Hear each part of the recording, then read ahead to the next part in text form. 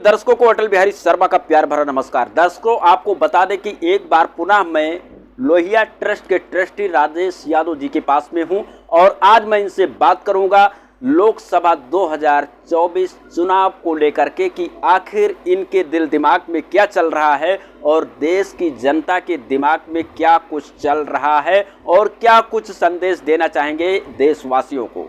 तो आइए हमारे साथ बने रहिए, ले चलते हैं आपको राजेश यादव जी के पास। इस लोकसभा चुनाव की सरगर्मियां देखने को मिल रही है। एक तरफ भारतीय जनता पार्टी सबका साथ, सबका विकास और सबके विश्वास का नारा दे रहा है, तो वहीं पर दूसरी तरफ इंडिया अलायंस जो है पूरी तरह एकजुट हो गई है। तो आपको क्या लगता है कि लखनऊ प्लस हरदोई में क्या कुछ होने वाला है? देखिए, इंडिया अलायंस दो चरण खत्म हो चुके हैं और इंडिया अलायंस ने अपनी ताकत दिखा दी है। इस समय विरोधी खेमे में खलबली मची है, क्या करें और क्या न करें। बहुत से नेता मर्यादा भूलकर भी बयान दे रहे हैं। मैं इसको राजनीति की दृष्टि से अच्छा नहीं मानता हूँ। जिस तरीके से कल देखा गया कि राजनाथ सिंह नामांकन के लिए गए और उन्होंने अपनी शक्ति प्रदर्शन किया, दिखा दिया लखनऊ वालों को कि देखिए मेरे पास कितने लोग हैं और मैं पूरे दमखम के साथ नामांकन करने आया। क्या रविदास मल्होत्रा आप आएंगे इनके बराबरी पे? देखिए, राजनाथ सिंह जी व्यक्तिगत रूप से मैं उन्हें ये बहुत ईमानदार मानता हूँ। भाजपा में उनकी कदर नहीं है, ये मैं जानता हूँ। रविदास मल्होत्रा ने एक रिकॉर्ड बनाया है जनता की सेवा में जेल जाने का। उनको भी ये दोनों पहलवान बराबरी के लगते हैं हमको। परिणाम क्या होगा, ये जनता का फैसला होगा और जनता इसे जानेगी। जिस तरीके से बता रहे हैं लोग कि दो लड़के एक साथ हो गए, राहुल गांधी प्लस अखिलेश यादव जी और साथ में शिवपाल यादव जी भी हो गए, तो इन तीनों लोगों की जोड़ी क्या गुल खिलाने वाला है इस चुनाव में? जहाँ दो लड़के साथ में हो और एक बहुत विद्वान, बहुत अनुभवी शिवपाल सिंह उनके पीछे हो, तो वो युद्ध में जीत लगभग असंभव नहीं होती है। वो युद्ध जीता ही जाता है। उदाहरण के बतौर मैनपुरी का चुनाव, यही सरकार थी, यही सब कुछ था, और उसके बाद घोसी का चुनाव। दोनों चुनाव शिवपाल के नेतृत्व में जीते गए। इसको भाजपा रोक नहीं पाई। क्या लगता है आपको सर, जिस तरीके से जनता का मोड़, माहौल चेंज होता हुआ नजर आ रहा है, क्या कुछ होने वाला है? देखिए, एक राजनीतिक होने के नाते ये लड़ाई बड़ी कठिन लड़ाई में आ गई है। पहले तो इस लड़ाई की शुरुआत में ही 400 के पार का नारा खोखला साबित हो गया है। दो चरण खत्म हो गए हैं, ये स्वयं विपक्षी भी जानते हैं कि उनकी स्थिति क्या है। आने वाले चरणों में और भी बुरी स्थिति होगी और हम 50-50% की लड़ाई में आ गए हैं। सर, जिस तरीके से देखा जाए, हमने सुना भी है, देखा भी है, जिस तरीके से आप समाज सेवा करते हैं, वो चाहे कोरोना काल रहा हो या फिर कभी किसी भी प्रकार की किसी को कोई समस्या आती है, वो व्यक्ति आपके पास आता है चल करके और आप उसका निस्वार्थ भाव से सेवा करते हैं। ऐसे में आपके भी पास तमाम लोग हैं, तमाम वोटर हैं, आप किसके तरफ जो है जा रहे हैं? देखिए, मैं तो एक पार्टी का पदाधिकारी हूँ और लोहिया ट्रस्ट का ट्रस्टी भी हूँ, तो इसमें तो कोई डाउट भी नहीं होना चाहिए किधर जा रहे हैं। लेकिन हम सत्य की ओर जा रहे हैं। सत्य असत्य की लड़ाई में जहाँ असत्य परोसा जा रहा है और पूरा का पूरा राष्ट्रीय लेवल पर परोसा जा रहा है, और जब ये दो राज्यों के चुनाव, दो चरणों के चुनाव का रिजल्ट अनुमानता पता लगने लगा है, तो नेता, बड़े नेता बौखलाने लगे हैं। सर, लास्ट सवाल आपसे ये है, कल जो है नामांकन में राजनाथ सिंह के उत्तराखंड के मुख्यमंत्री पुष्कर धामी आए हुए थे उन्होंने प्रेस कॉन्फ्रेंस किया और प्रेस कॉन्फ्रेंस करके भारतीय जनता पार्टी के तमाम कामों को गिनाया।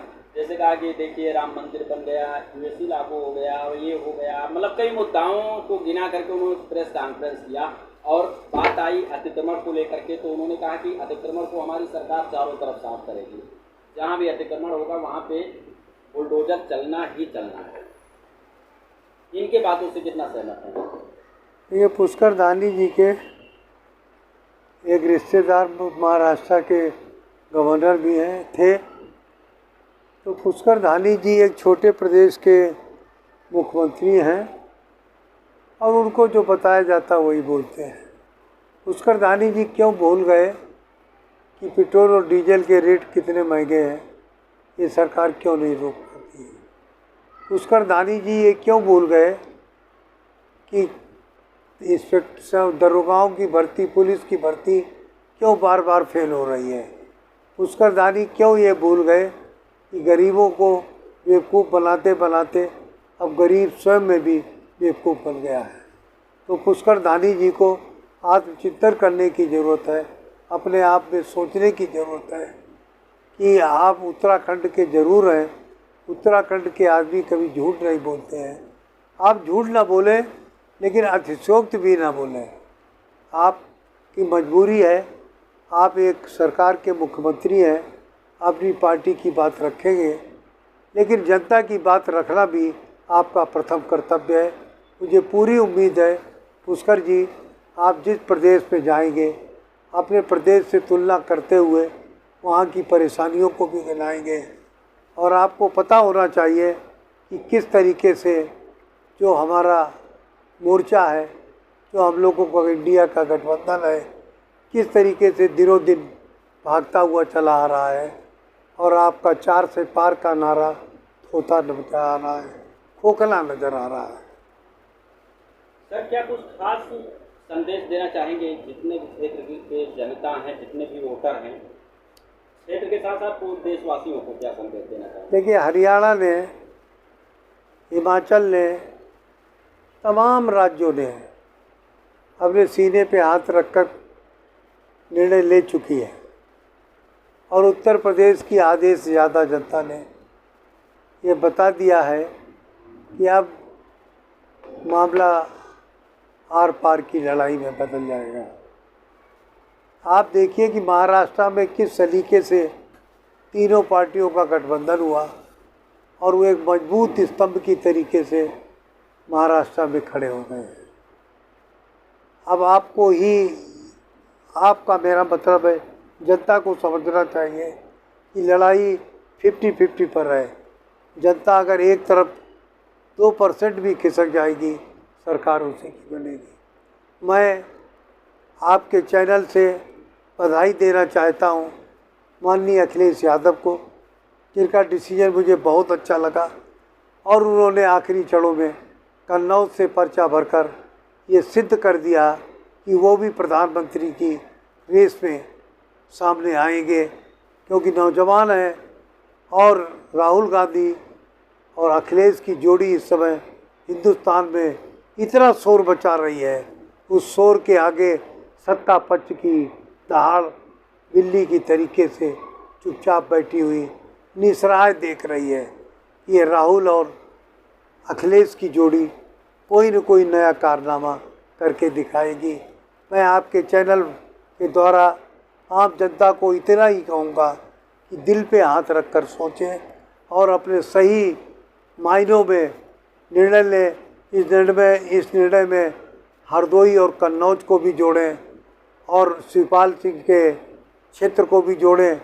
मैं आपको बहुत बहुत बधाई देता हूँ जनता के लोग कि आप लोग उत्साह के साथ, अति उत्साह के साथ मतदान कर रहे हैं।